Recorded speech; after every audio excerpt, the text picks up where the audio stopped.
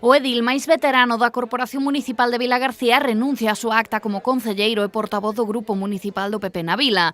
Tomás Fole di que o fai para dedicarse plenamente á súa labor como deputado nacional no Congreso.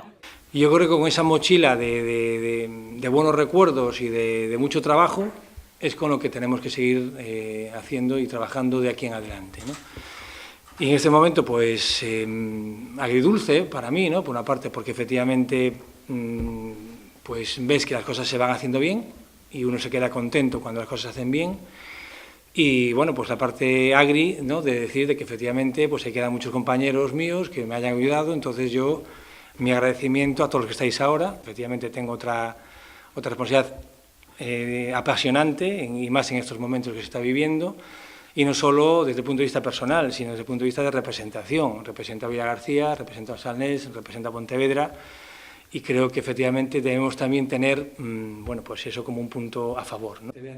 A decisión de Fole fíxose pública despois de transmitir ya aos integrantes do novo comité executivo e despois de informar a dirección do partido a nivel provincial.